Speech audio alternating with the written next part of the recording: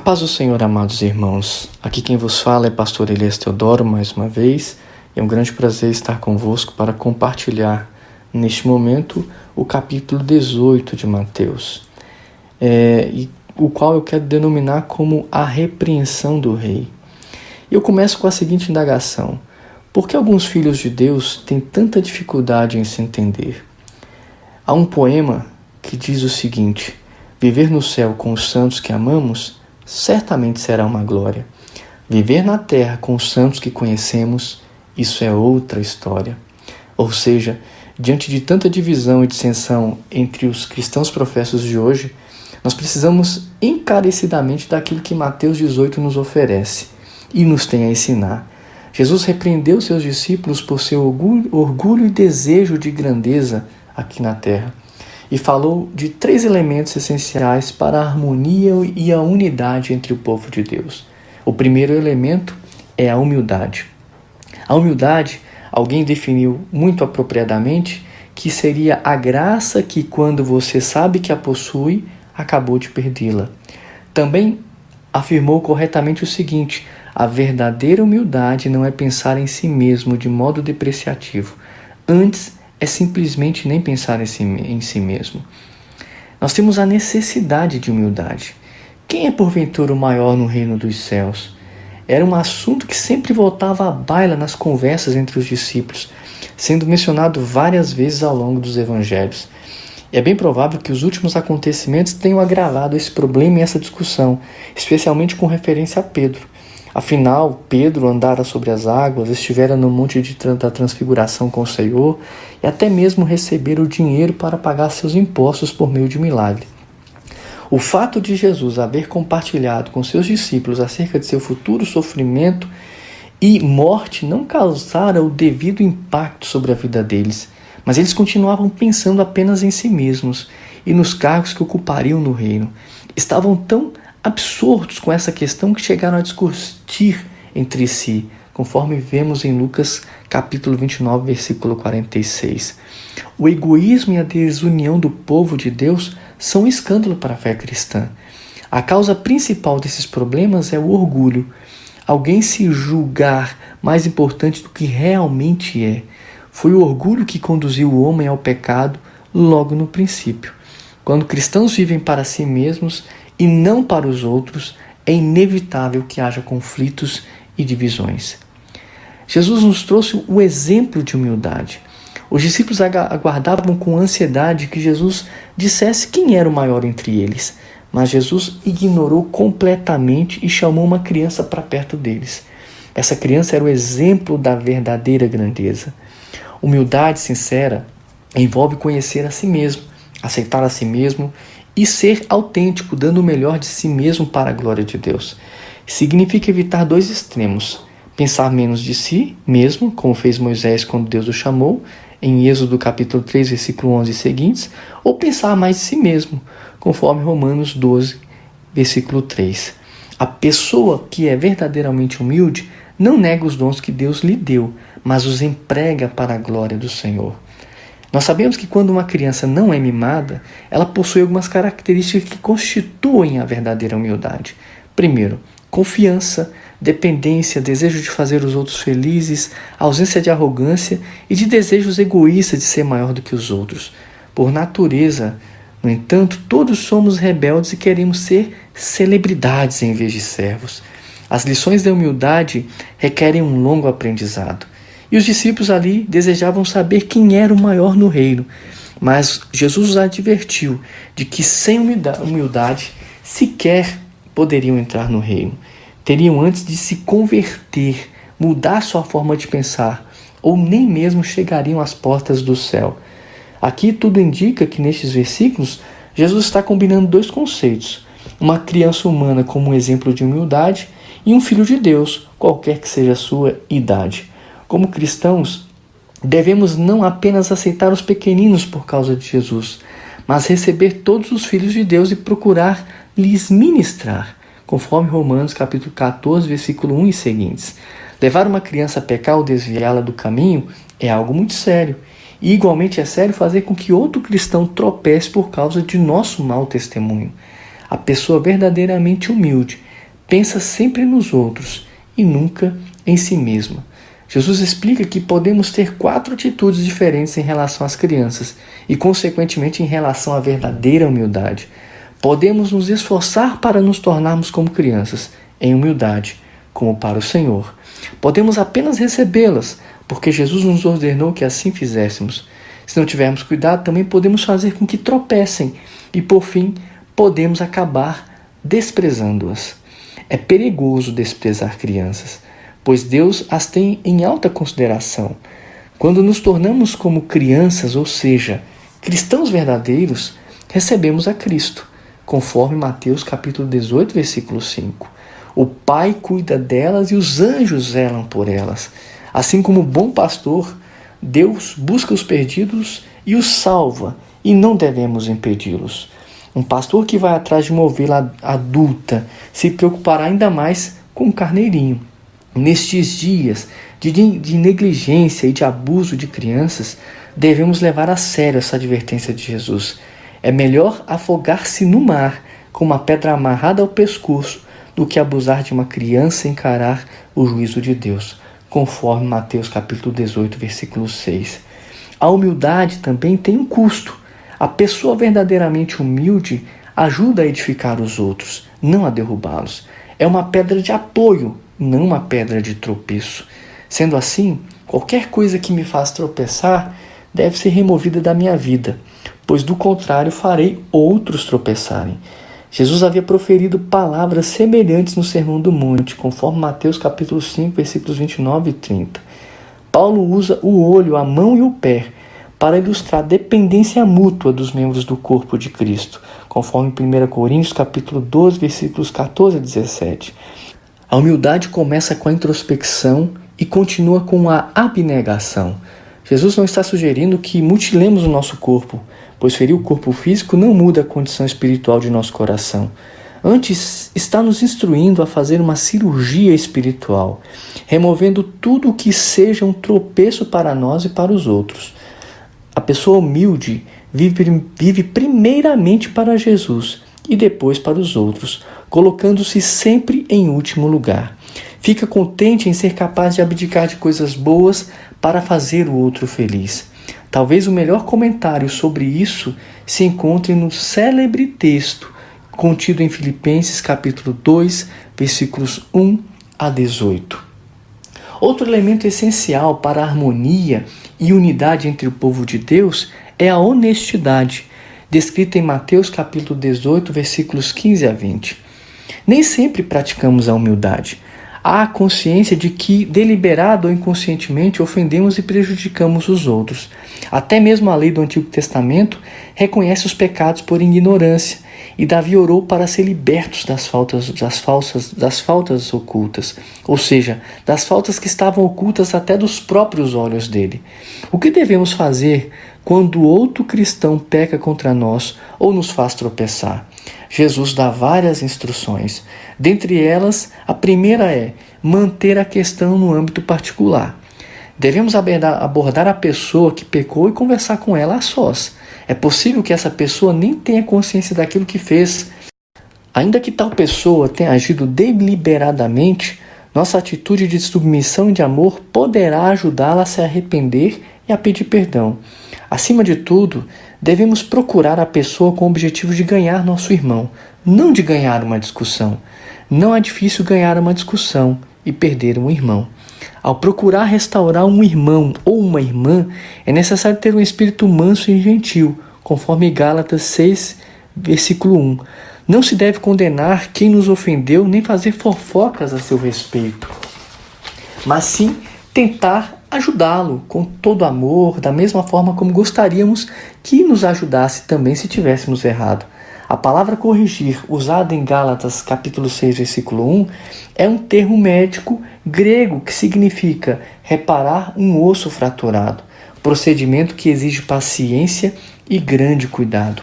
Outra recomendação, instrução que Jesus nos dá acerca desse tema é que nós devemos pedir ajuda a outros, se o ofensor se recusar a proceder corretamente.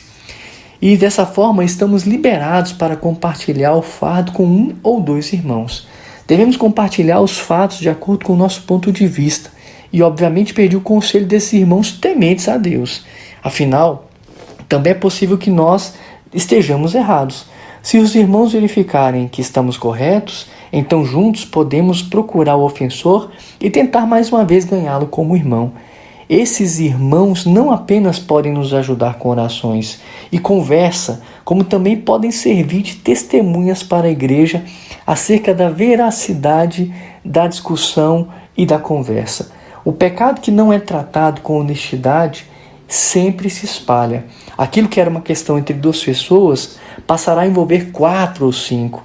Não é de se admirar que Jesus e Paulo tenham comparado o pecado ao fermento, pois cresce rapidamente. Outra instrução que Jesus nos dá é pedir a ajuda à igreja. Devemos nos lembrar de que o objetivo não é ganhar a discussão, mas sim ganhar um irmão. A palavra ganhar em Mateus capítulo 18, versículo 15, é usada em 1 Coríntios capítulo 9, versículos 19 a 22, com referência a ganhar os pecadores, mas também é importante ganhar os salvos. É a segunda vez que Jesus menciona a igreja, conforme Mateus 16, 18. E nesse caso, a designação refere-se à congregação local de cristãos. Uma vez que os discípulos de Nosso Senhor foram criados na sinagoga judaica, estavam familiarizados com a disciplina congregacional. O que começou com um problema particular entre duas pessoas é agora aberto para toda a igreja. A disciplina na igreja é um ministério negligenciado nos dias de hoje. No entanto, é ensinado aqui, nesse capítulo, e também nas epístolas de Paulo, por exemplo, 1 Coríntios capítulo 5, 2 Tessalonicenses capítulo 3, versículos 6 a 16, 2 Timóteo capítulo 2, versículos 23 a 26 e Tito capítulo 3, versículo 10. Assim como as crianças precisam de disciplina em casa, também os filhos de Deus precisam de disciplina na igreja. Se a ofensa chegar ao conhecimento de toda a igreja, e mesmo assim o ofensor não mudar de ideia e nem se arrepender, deverá ser disciplinado. Não pode ser tratado como irmão espiritual, pois ele abriu mão dessa posição. Só pode ser tratado como alguém de fora, sem ser odiado, obviamente, mas também sem comunhão com os outros. Outra instrução que Jesus nos dá é manter o caráter espiritual da igreja local, conforme versículos 18 e 20. Antes de disciplinar um membro, a congregação local deve estar na melhor condição espiritual possível. Quando uma igreja disciplina um membro, está na verdade examinando e disciplinando a si mesma. Por isso Jesus acrescenta essas palavras sobre autoridade, oração e comunhão. Ninguém pode disciplinar os outros se não se disciplinar a si mesmo. Tudo o que ligamos, permitimos na congregação deve antes ser permitido por Deus, conforme Mateus capítulo 16, versículo 19. A igreja deve estar sob a autoridade da palavra de Deus. Os cristãos não devem disciplinar os irmãos com a atitude de policiais que intimidam criminosos, por exemplo. Muito pelo contrário. Pela disciplina, vemos Deus exercer sua autoridade de dentro da igreja local e, por meio desta, restaurar um de seus filhos em pecado. Com a autoridade da palavra também deve haver oração. A palavra concordar no grego corresponde ao termo sinfonia. A igreja deve concordar em oração ao buscar disciplinar um membro ofensor. É através da oração e da palavra que descobrimos a vontade do Pai sobre a questão. Por fim, deve-se haver comunhão. A igreja local deve ser uma comunidade de adoração que reconhece a presença do Senhor em seu meio. O Espírito Santo de Deus pode convencer do pecado tanto o ofensor quanto a igreja e pode até mesmo julgar o pecado no meio da congregação. Há uma necessidade premente de honestidade na igreja de hoje. Falar a verdade em amor, conforme Efésios capítulo 4, versículo 15. Este é o padrão de Deus. O amor sem verdade é hipocrisia, enquanto a verdade sem amor é brutalidade. Jesus sempre ensinou a verdade em amor. Se a verdade dói, é porque leais são as feridas feitas pelo que ama, conforme Provérbios capítulo 27, versículo 6. No entanto, não devemos nos esquecer de que a humildade deve vir antes da honestidade. Um cristão orgulhoso não será capaz de falar a verdade em amor, pois usará o erro de um irmão como arma de combate, não como instrumento de edificação. O resultado será sempre será apenas o quê? A desarmonia e a discórdia ainda maiores. O primeiro problema interno a surgir na igreja no Novo Testamento foi a desonestidade, conforme Atos 5. Ananias e Safira tentaram fazer os membros da igreja acreditar que eles eram mais espirituais do que de fato eram. No entanto, mentiram a si mesmos ao pensar que poderiam ficar impunes depois da farsa que cometeram. Mentiram aos irmãos em Cristo e aos líderes da igreja e tentaram mentir para o Espírito Santo. O resultado foi julgamento e morte. Deus pode não dar cabo de todos os hipócritas da igreja de hoje, mas sem dúvida alguma, a hipocrisia contribui para a desintegração da igreja.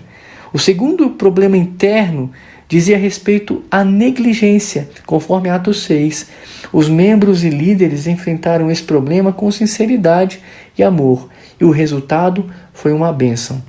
O amor e a verdade são essenciais, mas ambos devem ser usados com humildade. Outro elemento essencial para a harmonia e unidade entre o povo de Deus é o perdão. E este nós vamos ver aqui em Mateus capítulo 18, versículos 21 a 35. Quando nós começamos a viver num ambiente de honestidade, de humildade e de honestidade, devemos esperar alguns riscos e perigos. Se a humildade e a honestidade não resultarem em perdão, os relacionamentos não podem ser reparados e fortalecidos. Pedro reconheceu os riscos envolvidos e perguntou a Jesus como poderia lidar com eles no futuro. A sua pergunta, porém, revelou alguns erros graves. Para começar, faltou-lhe humildade. Estava certo de que seu irmão pecaria contra ele novamente, mas achou que ele não ofenderia seu irmão. O segundo erro de Pedro foi pedir limites e medidas.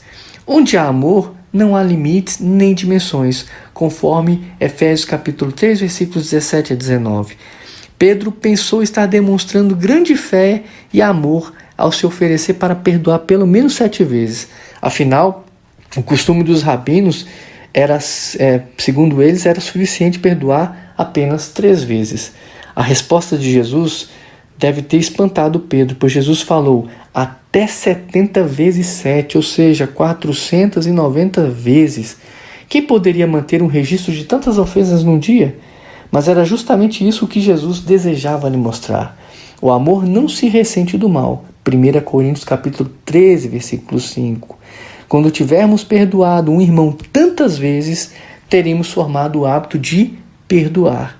Porém, Jesus não estava aconselhando um perdão indiferente ou superficial. O amor cristão não é cego.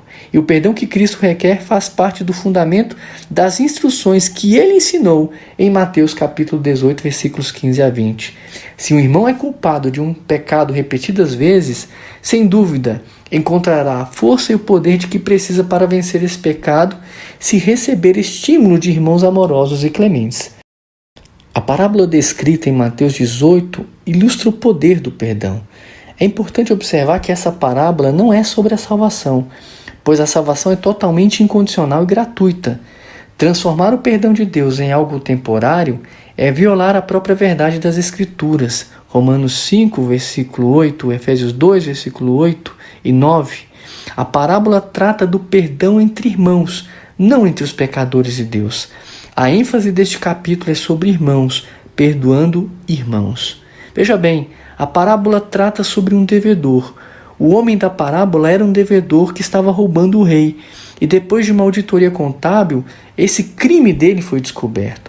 A arrecadação total dos impostos na Palestina, daquele tempo, era de 800 talentos anuais, de modo que podemos ter uma ideia da desonestidade desse homem. Se atualizado, esse valor provavelmente equivaleria a mais de 10 milhões de dólares. Porém, o homem pensou ser possível livrar-se dessa dívida e disse ao rei que seria capaz de saldá-la, caso tivesse mais tempo. Vemos aqui 2 pecados desse homem: orgulho e falta de arrependimento sincero. O homem não estava com vergonha por ter roubado o dinheiro, mas sim por ter sido descoberto. Além disso, se considerava poderoso o suficiente para ganhar o dinheiro que havia roubado. Convém lembrar que naquele tempo o homem do povo precisaria trabalhar pelo menos 20 anos para receber um talento.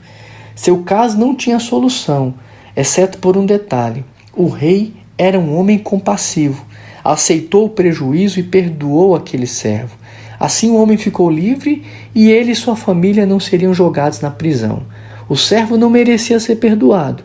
O perdão foi um ato do mais puro amor e misericórdia por parte de seu Senhor. Veja bem, aquele homem que era um devedor e que alcançou o perdão, agora ele se encontra na posição de um credor, conforme versículos 28 e 30. O servo deixou a presença do rei e posteriormente encontrou outro servo que lhe devia 100 denários. Um trabalhador comum ganhava cerca de 5 centavos por dia, de modo que essa quantia era insignificante se comparada à que o primeiro servo havia roubado de seu senhor. Em vez de compartilhar com esse amigo a alegria do perdão que havia recebido, o servo perdoado maltratou-o e exigiu que pagasse a dívida.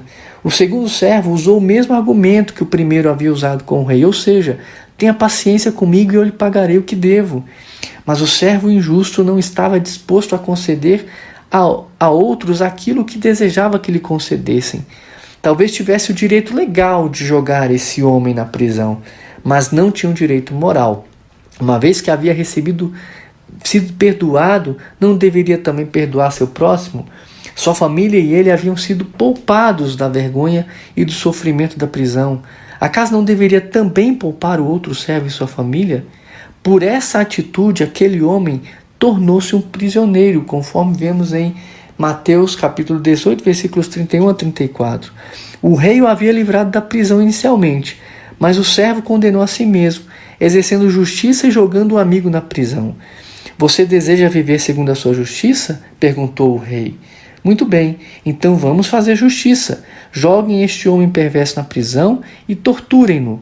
Farei com ele o mesmo que ele fez com os outros. A pior prisão do mundo é a prisão de um coração rancoroso. Se nos recusarmos a perdoar os outros, tornamos-nos nossos próprios carcereiros e é a causa dos tormentos que sofremos. Algumas das pessoas mais infelizes são indivíduos incapazes de perdoar os outros. Vivem para imaginar formas de castigar os que os feriram. Na verdade, porém, estão apenas prejudicando a si mesmos. Qual era o problema desse homem? O mesmo de muitos cristãos professos de hoje. Pessoas desse tipo receberam o perdão, mas não experimentaram esse perdão no mais profundo do coração. Assim, são incapazes de compartilhar o perdão com aqueles que os ofendem. Quando vivemos apenas de acordo com a justiça, sempre buscando o que nos é de direito, condenamos-nos a viver numa prisão. Mas se vivermos de acordo com o perdão, compartilhando com os outros aquilo que Deus nos concedeu, desfrutaremos de alegria e de liberdade. Pedro pediu uma medida justa e Jesus lhe disse para praticar o perdão e esquecer a medida. A admoestação de Jesus é extremamente séria. Ele não disse que Deus salva apenas os que perdoam os outros. O tema desta parábola, volto a repetir, não é a salvação dos pecadores, mas sim o perdão entre irmãos. Jesus adverte que Deus não pode nos perdoar se não tivermos um coração humilde e contrito. É pela forma de tratar os outros que revelamos a verdadeira condição de nosso coração. Quando nosso coração é humilde e contrito, perdoamos nossos irmãos com prazer. Mas onde há orgulho e desejo de vingança, não pode haver verdadeiro arrependimento. O que significa também que Deus não pode nos perdoar. Em outras palavras, não basta receber o perdão de Deus ou mesmo o perdão dos outros. Devemos experimentar esse perdão no coração, de modo a nos tornarmos humildes, mansos e clementes para com os outros. O servo desta parábola não experimentou o perdão e a humildade de maneira mais profunda. Simplesmente ficou feliz por ter escapado de uma grande enrascada. Nunca chegou a se arrepender de fato. Paulo, em Efésios capítulo 4, 32, nos diz o seguinte: antes, sede uns para com os outros benignos, compassivos, perdoando-vos uns aos outros, como também Deus, em Cristo, vos perdoou. E ainda em Colossenses capítulo 3, versículo 13, Paulo nos dá o seguinte conselho: suportai-vos uns aos outros, perdoai-vos mutuamente, caso alguém tenha motivo de queixa contra outrem. Assim como o Senhor vos perdoou, assim também perdoai vós. Amados irmãos, estes são os ensinamentos de Mateus capítulo 18, ou seja, trata exatamente sobre aquilo que devemos ansiar no reino de Deus, ou seja, ser pequeno a cada dia, e trata também acerca do perdão, que devemos tornar como algo constante, a fim de mantermos a necessária comunhão com os nossos irmãos e com a igreja do Senhor, a fim de que as nossas orações sejam ouvidas e atendidas pelo Senhor. Deus os abençoe de uma maneira gloriosa.